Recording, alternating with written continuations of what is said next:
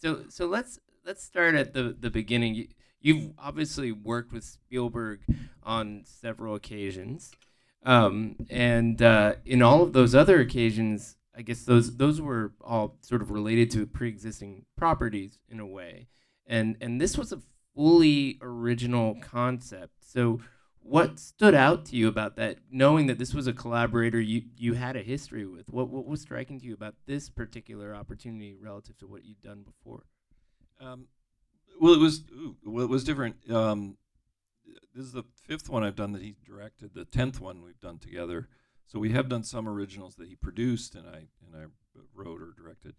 And but what was different was the other things, the Jurassic Park books, um, War of the Worlds. That was a book. Indiana Jones movie, obvious. This started as a story that he wrote, and it showed up in my email one day. And he said, "Hey, take a look at this. I wrote a story. Tell me what you think." And I assumed that he would write it himself. He's a terrific writer and has written several of his movies. And so I just gave him back I gave him the kind of notes that you'd give any other writer who said, "Please tell me what you think." And then he worked on it some more and sent it back and said, "Here's more of the story. What do you think? And do you want to write it?" And I said, "Yeah, I thought you'd never ask." "Yeah, sure." And and then he as soon as we agreed to that, like a day later, I got my email back that I had sent to him with all my criticisms of his initial treatment, and he said, "Here, they're your problems now." I'm not going to ask you to go through all the criticisms, but one of the things that is really fascinating is that you can't watch a movie like Disclosure Day and not be fully cognizant of the body of work of the filmmaker. In this case, he's made 4 movies that are explicitly about aliens, all very different, and it seems to exist in a dialogue with them. How much was that obvious to you from the start, and did it lead to any kind of conversations through the creative process?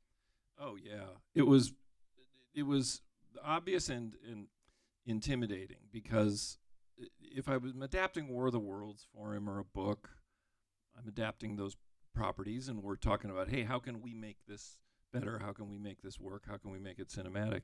With this, he was saying, here's a thing I've carried around in my head for about 40 years, and it means an enormous amount to me. Please don't screw it up. And so there was a lot of pressure, but it was the same kind of pressure I've dealt with. The first time I met him, I was 29. It was just before Jurassic Park. I was. It took a while to get over the I can't believe I'm in the room with this guy feeling, and then you realize quickly, if I act like that, I'm not a good collaborator, and my opinion is worthless. I'm here for a reason, even if he's made a terrible mistake. I'm here, and I need to contribute what I can and be a collaborator, not a fan. If he wants a fan, he can go to a convention. There's plenty of them. So I put that aside and said, "You're not screwing up his bookend to Close Encounters. You're doing your best." So I did my best. It's also a movie that feels so of the moment in terms of not just what it's saying about the world today, but the explicit ways that we've been seeing disclosure related to all kinds of government secrets. And I wonder how much this was being sort of discussed as you were working on it. Were there, beyond Roswell, other sort of specific reference points that came up from real world speculation around extraterrestrial presence on Earth? Oh yeah, I mean Steven sometimes is the zeitgeist, and sometimes he's just can feel the zeitgeist. And I think that he'd thought about this for a long time. He started thinking about it more earnestly in 2017 when there was a series of New York Times articles that came out. And this was, the New York Times. This was the gray lady taking it seriously and saying, here's some things that reputable sources in the government say have been concealed from us. And they were reporting it on the front page. And he thought, well, gee, maybe I should think about that some more. And then the congressional hearings of early 2023 came along, which was around the time he decided to write the treatment, and David Grush being the most famous witness from that, but a number of people who you could watch, and we were watching them as in story meetings. We would pull up those meetings and watch them and take notes and use stuff, language, terminology, references to certain events. These were really reputable people, and they turn up. If you decide to go down the alien rabbit hole, there is a lot. And when you watch all the documentaries, not just a couple, but and I don't recommend that you do, but that you see the same people frequently, and they're reputable seeming people who are able to manage their lives and have jobs and homes and families, and the things they're saying are extraordinary, and you have to give it some credibility. So to answer your question, it was in the zeitgeist. It became even further in the zeitgeist, and while we were writing, we were just kind of coasting along with that. We did not plan that the Trump administration would decide to release files once a week in the 6 weeks leading up to our release. Thank you. Free marketing. Yeah. We wanted to say, don't you guys know we're a bunch of Democrats? Why are you doing that? You didn't start going through those files and say, "Oh my gosh, we have to change." They're worthless. Yeah, we did go through those files, and it's absurd. It's such a clear attempt at distraction, and it's some of the lamest footage. I could Google up more compelling footage than they have released easily. So let me ask you about the sort of speculative sci-fi space and what it does to you personally, because this film asks these big questions, and I imagine when you're writing like something like Jurassic Park and thinking about sort of evolution on planet Earth and where things came from and where things are heading, it's all part of the process, and that's what the film ends up addressing. In this particular case, I wonder, when you spend so much time thinking about the questions that this film asks with respect to humanity and life on other planets, and not only in a scientific sense but also in a religious sense and an existential sense. You step outside while you're writing, you look at the night sky, as folks will do after the screening. What does it do to your perspective on things? Well, two ways to answer that. First of all, you can't write a movie.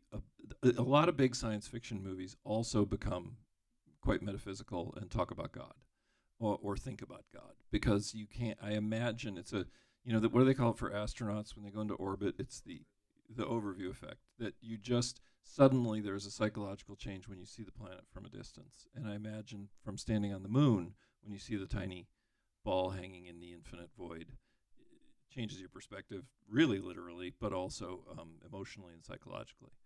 And so we felt like that was really necessary as a part of, that's why Jane's character has a religious background and allows us to speculate about God and the universe and say a lot of things that my mother, a devout Catholic, used to say to me. Several of Sister Mora's best lines are just Margaret Koepp all the way. Thanks, Mom.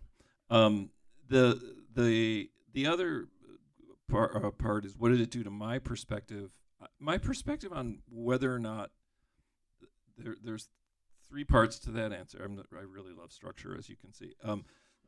The first is, did I believe in the possibility of intelligent life elsewhere in the universe? Of course I did. It's mathematically, it's ridiculous to think. There's an estimated 40 million to 1 billion Earth-like planets in the Milky Way, and there's an estimated 1 trillion galaxies in the observable universe. Those are some big numbers. To imagine that we're the only ones who know how to make a decent cocktail is, stupid. So, of course, I believe somewhere. Have they visited us? Are they here now? Much like my belief in God, could be. I've never seen proof myself. What changed for me was the certainty that we have been lied to. Things have been covered up. Things have been suppressed for 79 years, as Coleman Domingo's character says. And that's not paranoia. You can read it in declassified government reports. They'll use sentences like, clearly this needs to be suppressed and the witnesses should be discredited. Like, that's, they'll say it.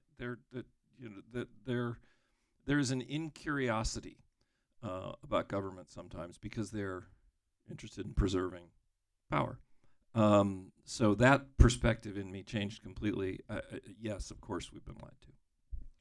Just to switch gears for a second, I've watched the car chase and train sequence in this movie several times because it's just gripping stuff, and it's amazing to see so many different collaborators who Steven has worked with over the years, sort of operating at the height of their creative powers. But I wonder for you particularly, knowing that there's got to be this gripping chase scene here. There's so much going on there, not only in terms of the cars and the what they move through and the geography of all that, but also that there's a woman in the back seat who's possessed with a knife, and there's so many different levels to it. I mean, what was the process like in terms of mapping that out?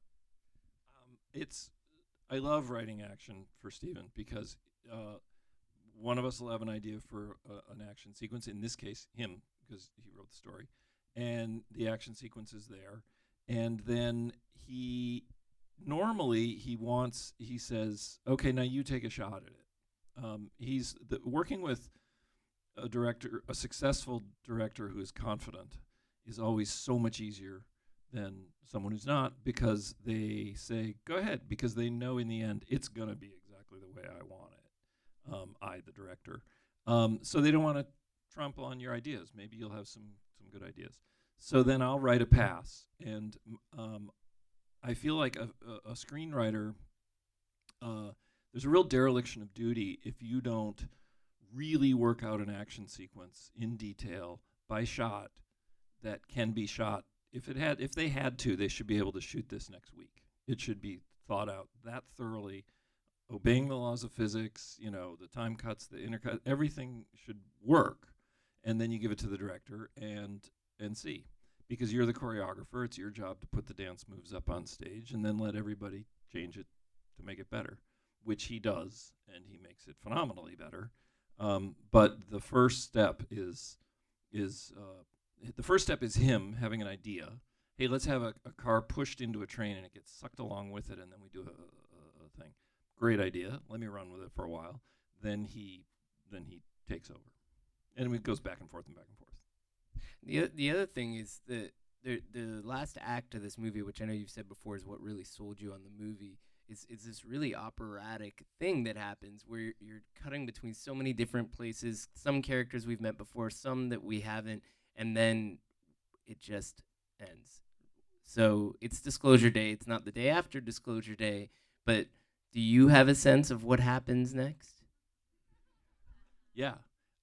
It's funny. I have a sense of what happens next, and Steven has a sense of what happens next, and they're different because our worldviews are different. I think that after the ending, and I do want to talk about the ending, after the ending of this movie, I think there would likely be a period. Eventually, I think the human race would get to a better place, but I think getting to eventually would be painful and violent.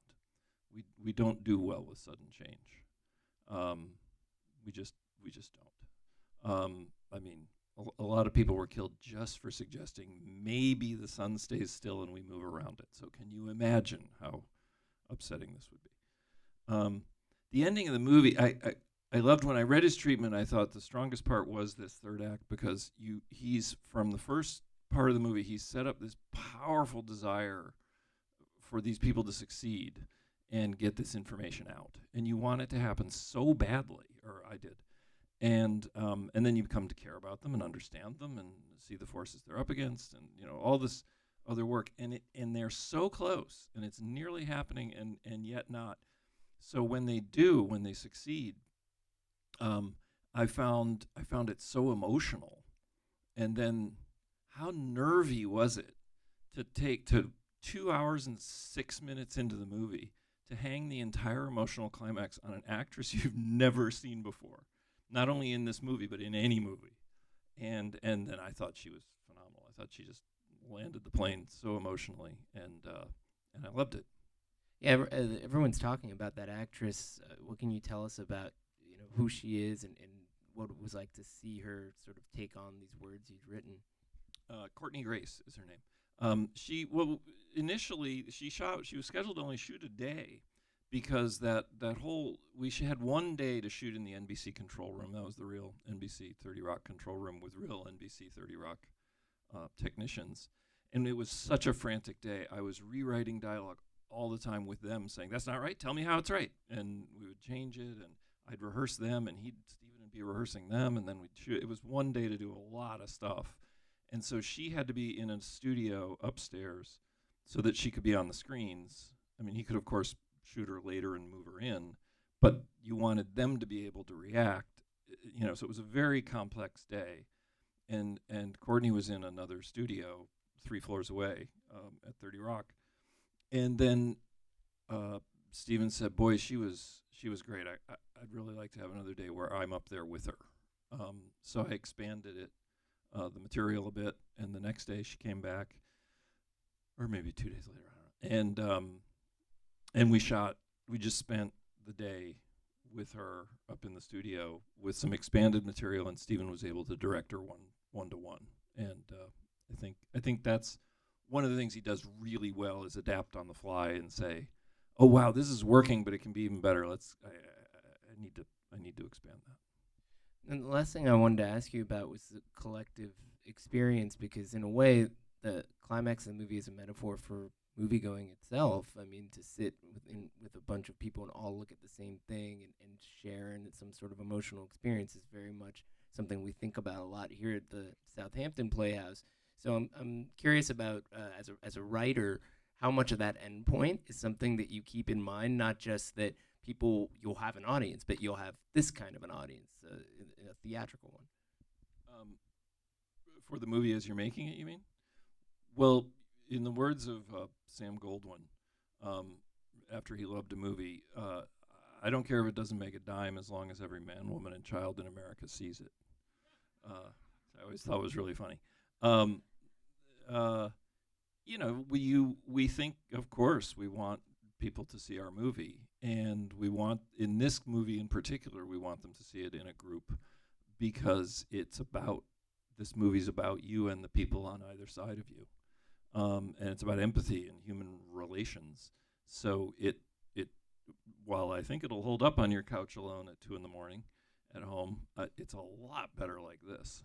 I've seen it several times now, and I saw it with 600 people in New York City, and it was great. It was just, you could feel it. You can feel people around you. God damn, that's really loud sometimes. So I don't know. Of course we did. Can I talk just for a second? I know there's another screening, but about the last line of the movie? Please. Okay. I'm very excited about this. I had more in mind, and I started typing, and I wrote the first word, which was listen. And I wanted to start with listen because it has 3 meanings to, if you think about it. It's listen because Spaceboy just told me a bunch of interesting stuff. It's listen to one another, which of course is the message of the entire film. And then I realized listen is also the first word of one of my favorite books, Kurt Vonnegut's Slaughterhouse-Five. Listen, Billy Pilgrim has come unstuck in time. He says listen many times throughout his books. And listen is the first word of a number of Hebrew prayers.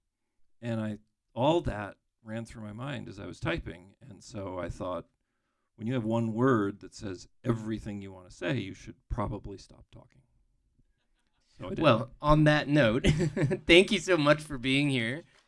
The third act of the evening will continue right out in the parking lot. Just head on back. You'll see a telescope being set up. We hope you'll stick around to look at the stars with us. We do have another showtime in here, so we invite you to come on out. Thank you so much.